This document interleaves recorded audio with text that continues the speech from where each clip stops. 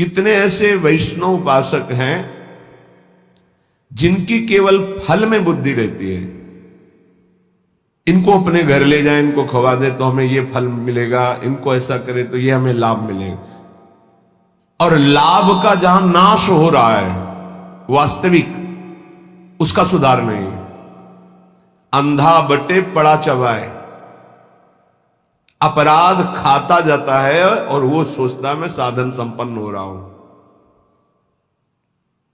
जिनके कानों में शब्द पड़ रहे हैं भागवती, उनको संभलना चाहिए। अपने इष्ट की अनन्यता ही बेड़ा पार करेगी। तुम्हारे साधन बल में इतनी ताकत नहीं है कि इस महान भव समुद्र से पार हो जाओ। आचार्य चरण कह रहे हैं, क्वाहम मूढ़मति क्व नाम परमानंद सारम रसम। मैं मूढ़मति, कहां परमानंद का सार राधा नाम। वो अपने को मूढ़मति समझ रहे हैं। आप इतने विद्वान बुद्धिमान हैं, साधन से वस्तु प्राप्त कर लेंगे, तो हम फिर साधन क्यों करें? असाधन मिटाने के लिए। साधन नहीं करोगे तो असाधन बनेगा। लाभ किससे मिलेगा? प्रियालाल की कृपा से, आश्रय से।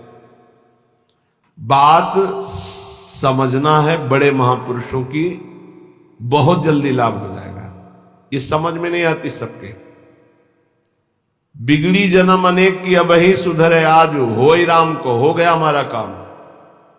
भगवत प्राप्ति पक्की होगी, हो ही राम को। अब समय कैसे व्यतीत करें? नाम जब गलती ना हो, इसलिए तज कुसुमाज, गंदी बातें छोड़ो, नाम जप करो।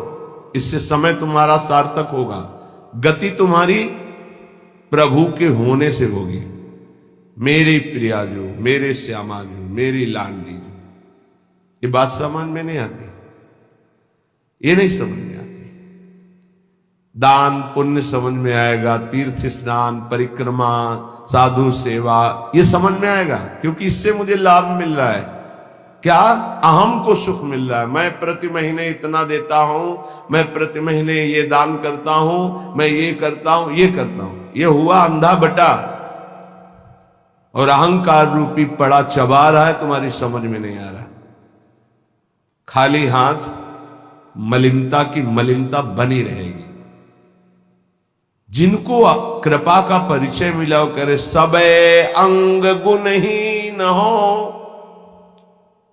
देख लो, नित्य विहार रस की रचना करने वाले महापुरुष कह रहे हैं, जो सर्वोपरि रस के ज्ञाता हैं, वो कह रहे हैं सबे अंग गुणहीन हो, ताको जतन न कोई, एक किशोरी कृपाते, जो कछ होई सो होई। समस्त साधनों से हीन हूं, कोई दैवी संपदा का कोई गुणाभिमान नहीं। कैसे महापुरुष है? सबे अंग गुणहीन। मुझ हीन की गति तो केवल लाडली जू है, लाडली जू की कृपा है बस। सो कृपाति सुलभ नहीं, ताको कौन उपाय, चरण शरण हरिवंश की सहज ही बन्यो बना। वो भी कृपा ऐसे सुलभ नहीं होती किशोरी जी की। बोले हमारा तो सब सहज बनाव बन गया, हित सजनी स्वरूपा हरिवंश महाप्रभु की शरण मिल गई, तो श्री हरिवंश कृपा हुई, तो लाडली जी की कृपा बरसने लगी। किसके ऊपर? जो सबे अंग गुणहीन हो, किंचन मात्र अहंकार नहीं।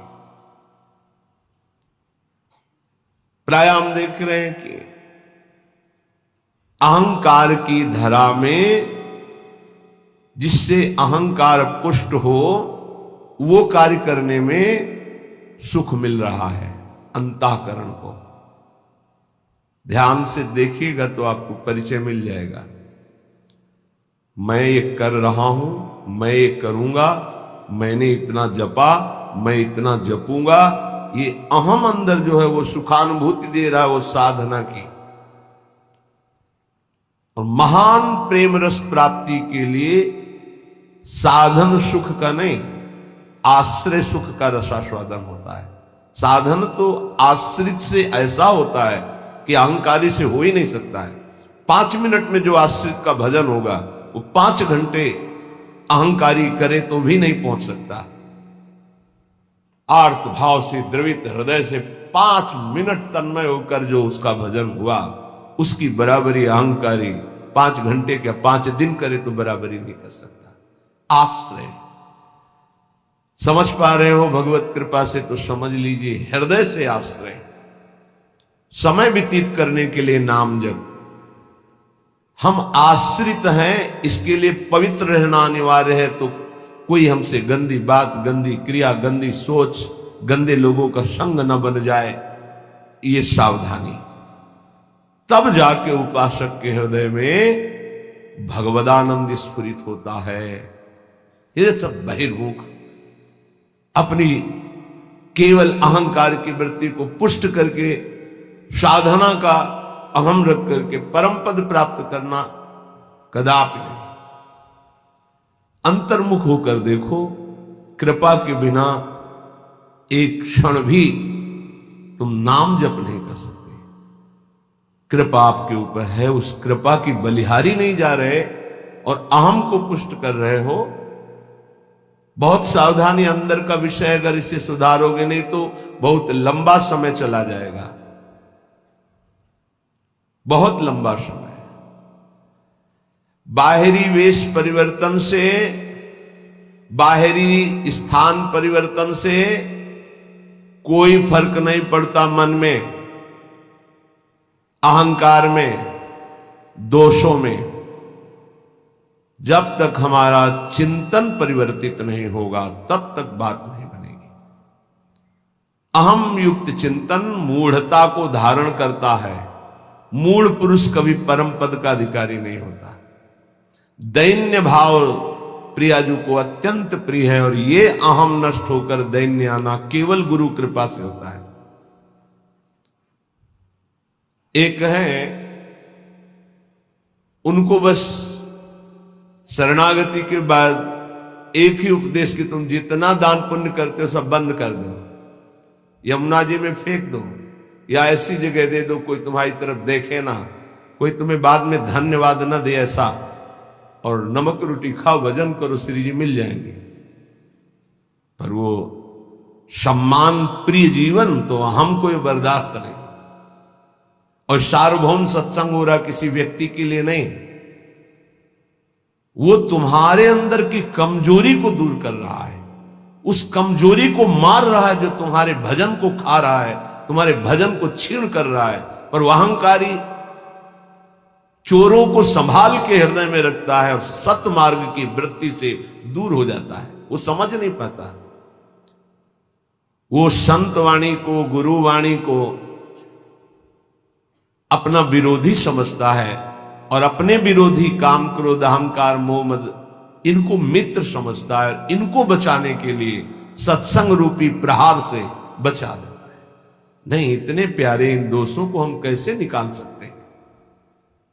सत्संग छोड़ देंगे, सामने आना छोड़ देंगे, लेकिन भगवत प्रदत्त बुद्धि के द्वारा विकारों को छोड़ दें, ऐसा कैसे हो सकता है? यही दुर्गति जीव की है। भगवान की तरफ से सब बानक बन गया, मानव देह वृंदावन आ जाना, रसिकों से शरणागत होकर दीक्षा ले लेना, साधन पद्धति का ज्ञान करा देना, और कुछ नहीं। हाथी का स्नान सब हुआ, हाथी स्नान किया, सूंड से रज लिया, फिर ऊपर से डाल दिया, क्या हो? चाहे जितना निर्मल करो, अहंकारी अपने आप को मलिन रखना ही अच्छा समझता है। देह भाव वाले जनों का संग कभी नहीं करना चाहिए। इनके संग से केवल दुख, अशांति यही प्राप्त होती है। अपने को सदैव अहंकार रहित बनाने के लिए ही तो हम साधना कर रहे हैं। और हमारा बंधन है क्या? हमारा बंधन क्या है? संस्कृत मूल सूल प्रद नाना सकल सुखदायक अभिमाना। ये अहंकार ही तो बंधन है, और यही मिटाने के लिए जब हम गुरु शरण में होते हैं, और जब अहंकार पर घन चलता है, भाग पड़ते हैं, अहंकार पर चोट नहीं होनी चाहिए। फिर मिटाना किसको था, साधना किसकी थी? इसलिए उपासक सावधान। श्रीपाद प्रबोधानंद जी कह रहे हैं, भ्रातस्ते किमु निश्चयेन विदितः स्वस्यांत कालः किमु त्वं जानासि महामनुं बलवतो मृत्यु